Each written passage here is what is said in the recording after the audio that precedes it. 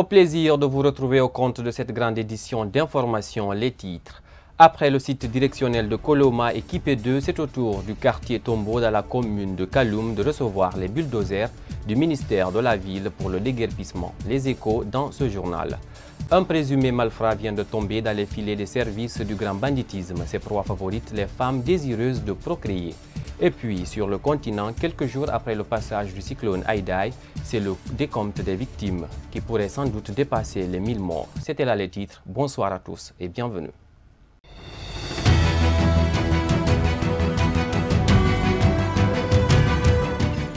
Pour commencer, après Ratoma, l'opération de déguerpissement se poursuit ce mardi. Cette action du ministère de la Ville s'est poursuivie du côté de Kaloum. Oumar Sow pour plus de précisions. C'est une opération de démolition des habitations marquée avec des croix par le ministère de la Ville et de l'Aménagement du Territoire qui a été entamée dans l'après-midi du côté de Kaloum, précisément à Tombo. Des habitants ont été obligés de quitter les lieux vu la présence des machines qui étaient prêtes à déguerpir. Une situation qui a poussé la colère des victimes. Ce que Aminata a fait, on ne va plus voter pour elle. C'est ici que l'on gagne notre vie. Si c'est détruit, qu'est-ce qu'on va devenir?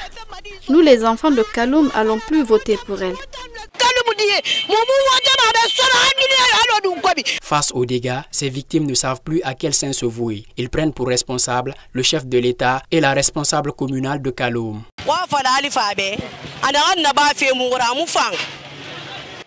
Dites à Alpha Condé, ce n'est pas bien ce qu'il est en train de nous faire. Il vient faire tomber nos habitations. Aminata aussi commence à nous décevoir.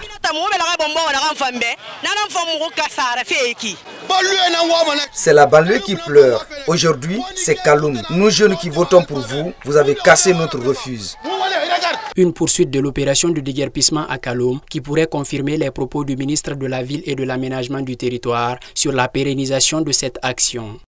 Le chef de l'État guinéen Alpha Condé a présidé ce mardi le lancement des travaux des journées nationales de concertation sur le Hajj au Palais du Peuple.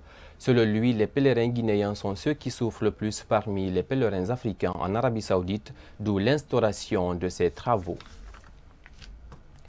Et puis, présentation d'un présumé criminel à la presse ce mardi. Il s'agit d'un homme qui se fait passer pour un guérisseur de toutes sortes de maladies, notamment le fibron.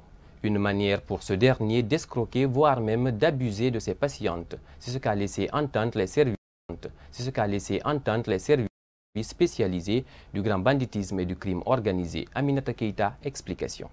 Alseni Sako, c'est son nom. L'homme s'est fait interpeller par les services spéciaux de la lutte contre la drogue et du crime organisé. Se faisant passer pour un guérisseur de toutes sortes de maladies, il est accusé d'escroquerie et d'abus de confiance. Cette victime revient sur sa mésaventure. Il dit qu'il traite du fibron, du kyste, qu'il traite les aveugles et tout. Mais ce n'est pas ce qu'il fait. C'est un violeur en série. Quand il vient chez toi, ou tu te déplaces, tu viens lui voir, il te dit de te déshabiller, il rentre sous le drap, il insère un morceau de viande sur toi. Mais avant d'insérer le morceau de viande sur toi, il te dit « Ah, j'ai besoin que tu mouilles, tu vois, avant que je sorte la maladie sur toi. » Donc lui-même, il te pénètre d'abord. Après, il pénètre la chose en toi. Après, il prend le téléphone, il sort, il te dit « Ah, c'est ce qui est sorti sur toi, ça c'est le fibrome. » On marche comme ça, on est malade, on demande au gouvernement de nous aider. Ce présumé criminel reconnaît à moitié les accusations qui lui ont été reprochées. J'utilise, comment dirais-je, j'égorge la chèvre. Je prends le pescule, je l'utilise avec le médicament, avec le rognon. Je le fais rentrer, comment dirais-je, dans la partie génitale d'une femme. Après, maintenant, j'appuie son ventre, ça sort. C'est comme ça que j'utilise pour traiter le fibrome. Je n'ai jamais fait du viol avec une femme. Ils ont menti sur moi pour me salir seulement. Selon le secrétaire général des services spéciaux de la lutte contre la drogue et du crime organisé, c'est la première fois d'interpeller un tel présumé criminel. Un acte qu'il qualifie de séisme humain. C'est un homme de catastrophe. Ce qu'il a fait est indescriptible.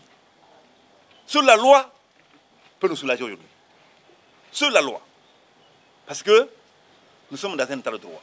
Tu fais ça ailleurs, ta tête est partie. Mais je suis certain que la peine qu'il faut pour ce monsieur-là, c'est la prononcer. Ce plombier âgé de 32 ans, se faisant passer pour un guérisseur à deux noms, Alseni Sako et Alsena Kwe, et il devrait intégrer la fonction publique au compte de la police nationale dans un bref délai. Également dans l'actualité nationale, dans le cadre de l'obtention des cartes d'identité nationales, le ministère de la Sécurité vient de prendre des mesures pour aider les citoyens à se les procurer facilement. L'annonce a été faite ce mardi lors d'un point de presse organisé par le porte-parole de la police et de la protection civile, Alpha Bakar Sank Diallo, pour plus de précisions.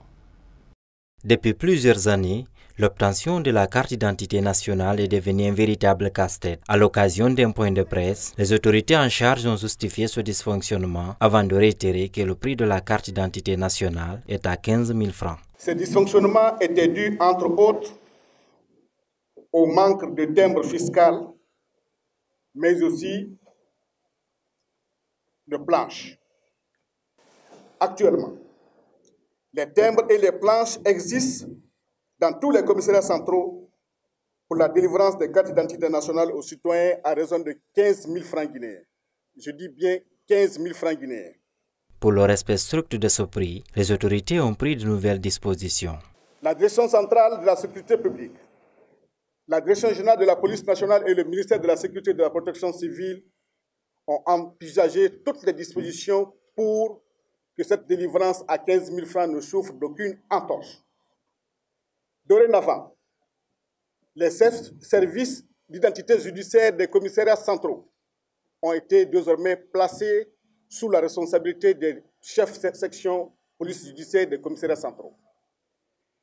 Et plus loin, tous les chefs de service d'identité judiciaire des commissariats centraux ont été déplacés. On a fait une rotation pour éviter la sédentarisation de ces cadres au niveau des différents commissariats centraux.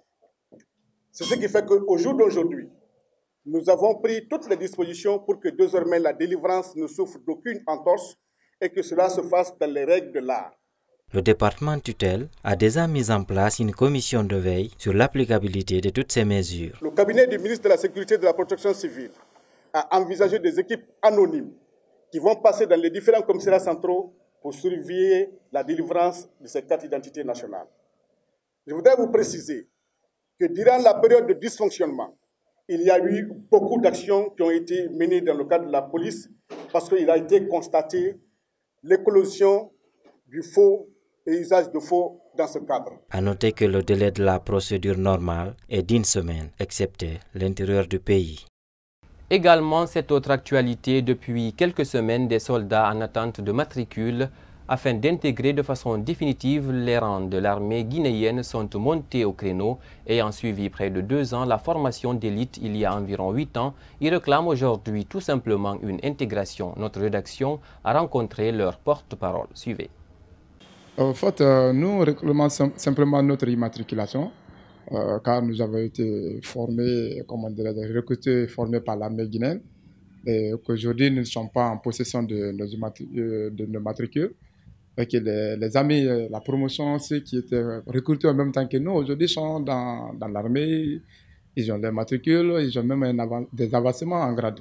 Donc c'est pourquoi nous demandons, c'est notre plein droit, de demander de venir auprès des autorités pour les demander afin que nous rentrions en possession de nos matricules. Et vraiment, nous apprenons encore qu'il y a un recrutement en cours. Et les communiqués sont passés, les critères sont passés par communiqué. Nous voyons tout ça là et personne ne communique sur notre dossier. Et ça, c'est pas facile pour quelqu'un qui a suivi la formation militaire. Vous imaginez, dans une nation où la sécurité est fragile, et partout il y a braquage, on parle de nous, ceux qui ont été formés, abandonnés. Et nous sommes là dans la discipline. Durant combien d'années on leur demande une doléance pour que nous soyons enrôlés. Et nous ne sommes pas comme des étudiants qui viennent de finir le cycle universitaire et qui peuvent aller dans n'importe quel domaine. L'armée, c'est pas facile. On vous montre, on vous inculque des idées pour défendre, rien que défendre la nation et avec des moyens. Vous voyez, donc si vous avez toute cette connaissance et que vous êtes abandonné, vous savez ce que ça fait.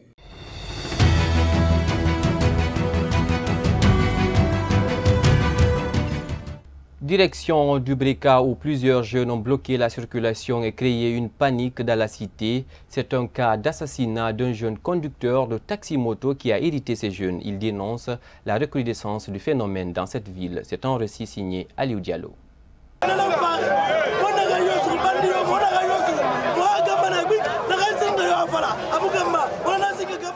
C'est un autre cas de mort qu'on a enregistré dans les rangs des taxis-motards à Dibreka. Cette situation a provoqué la colère de ces conducteurs de taxi, un fait que déplorent les responsables. On ne peut même pas compter le nombre. Est-ce que vous comprenez? Il ne s'agit pas d'enfuir avec la moto, mais comment assassiner, prendre la moto, s'enfuir avec. Est-ce que vous comprenez? On a été victime de beaucoup de cas pour ça. Donc, si je vois la colère de mes chauffeurs, il faut un peu les accompagner afin d'établir, pour que la population sache. La jeune de Dibreka connaît plusieurs cas d'assassinat dans ces derniers temps. Pour ces jeunes, c'est triste de voir ces crimes se multiplier dans cette préfecture. Nous ressentons une grande douleur. Nous demandons à la population, ça nous fait mal, ça nous dépasse même. Nous demandons à la population de nous aider. Parce que les bandits sont entre nous. Ils sont dans les quartiers. Là, ils sont logés par les gens. Si la population ne nous aide pas, on ne sait pas quoi faire maintenant.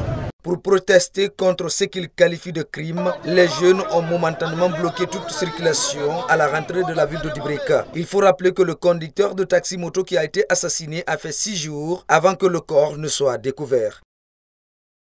Également, la campagne de vaccination des parasites chez les enfants âgés de 5 à 14 ans a créé une vague de panique à Koya et à Dibreka où on dénombre 141 victimes.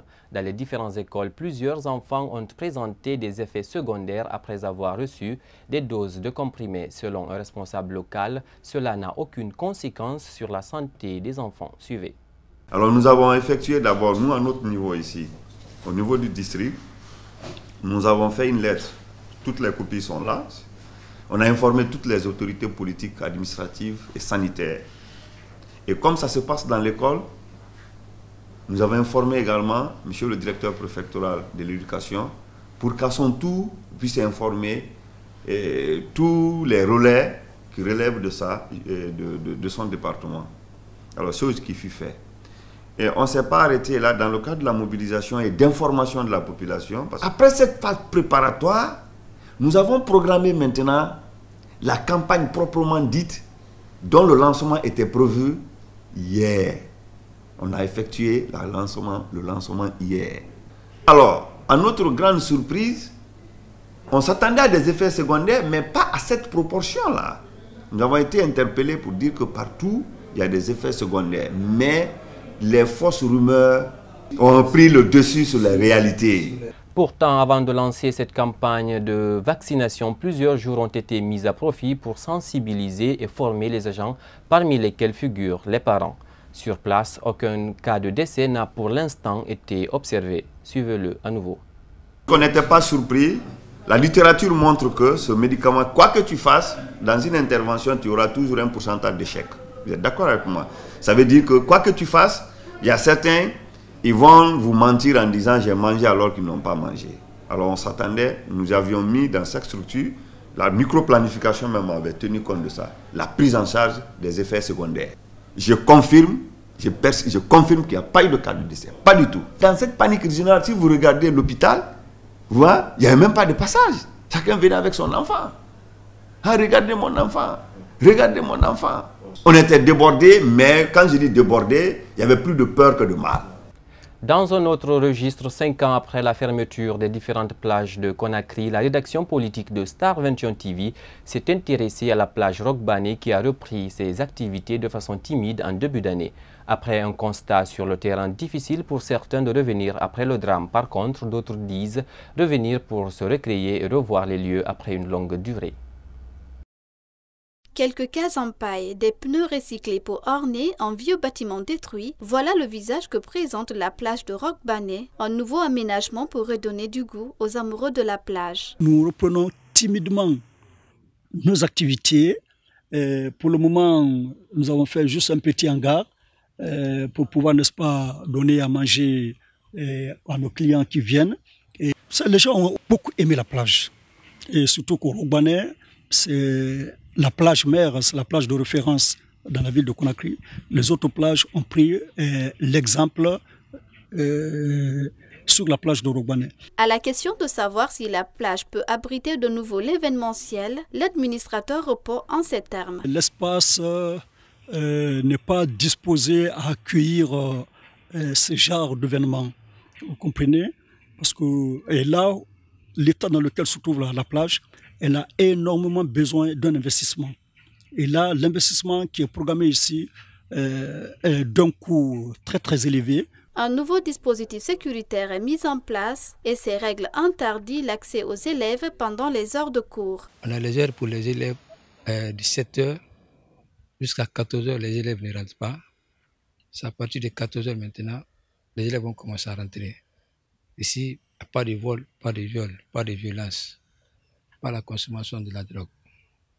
Et il n'y a pas la prostitution à la plage.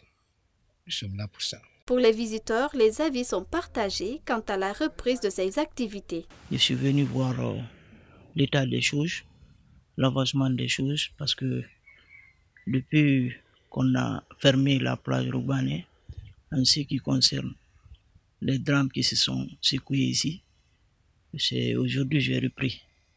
En ce qui concerne l'assainissement de la plage, mais nous constatons qu'il y a beaucoup de choses à faire encore. Il faut venir en aide, demander à le gouvernement de venir en aide, parce que la jeunesse d'Aouya était dans l'obscurité, franchement. La jeunesse ne savait pas où aller jouer, se récréer. Pour cette reprise de la plage Rogbane, un nouveau programme d'aménagement est prévu dans l'enceinte de la plage qui aura entre autres un espace pour les enfants, un village touristique et une bibliothèque pour les amoureux de la lecture.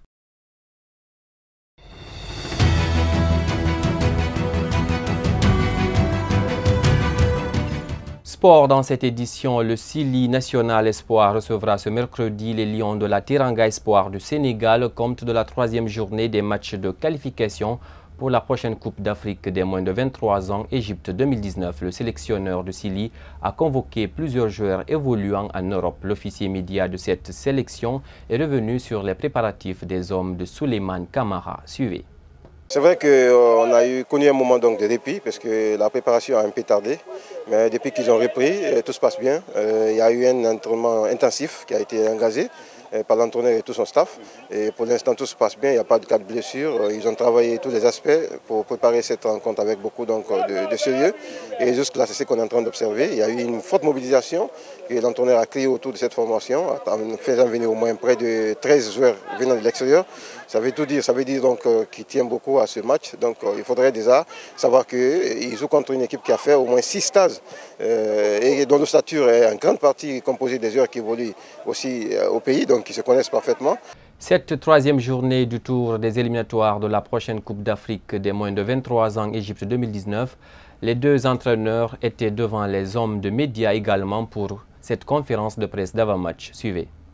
2 bonnes semaines pour affronter le Sénégal qui a eu 6 stages. Et à ce niveau, je pense que tout le monde est prêt. J'ai le groupe au complet. Seulement, il y a un joueur qui s'est blessé aujourd'hui, qui n'est plus apte parmi le groupe. Sinon, pour le moment, tout va bien au sein de l'équipe. Il y a des réalités du terrain. C'est sur le terrain. Moi, je ne peux rien vous dire, c'est les joueurs. Parce qu'on ne peut jamais pronostiquer un match de football. J'étais footballeur, je sais ce que c'est. Donc les joueurs, quand ils se retrouvent sur le terrain, c'est eux qui font la différence. Et je pense que bon, demain, on verra un bon match parce que toutes les deux équipes sont bonnes.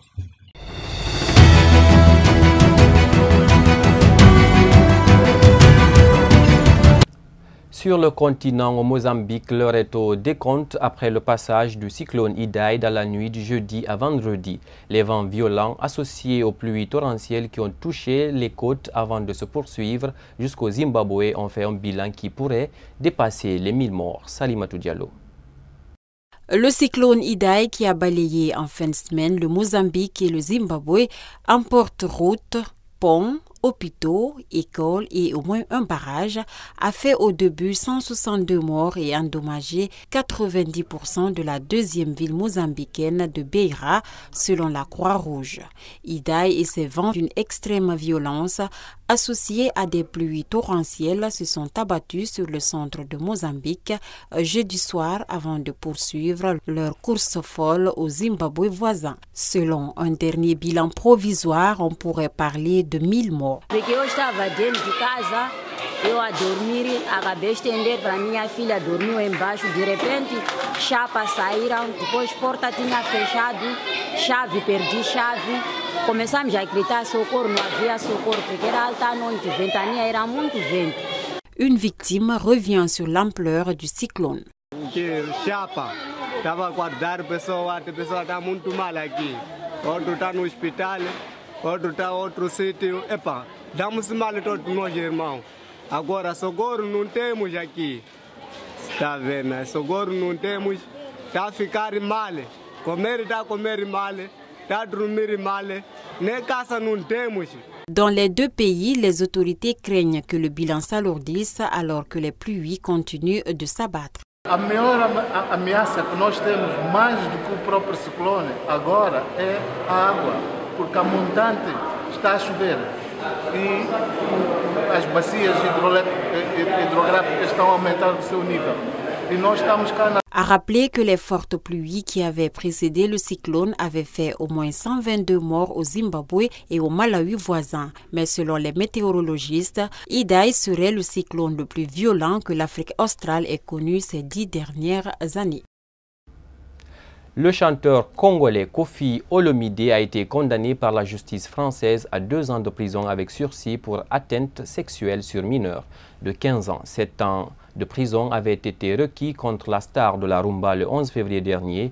4 de ces danseuses l'accusent d'atteinte sexuelle avec violence, contrainte, menace ou surprise par personne ayant autorité pour des faits survenus en région parisienne entre 2002 et 2006, défendus par Emmanuel Marcigny et Éric Dupond-Moretti. La star de la rumba congolaise était absente à l'audience, tout comme en février dernier.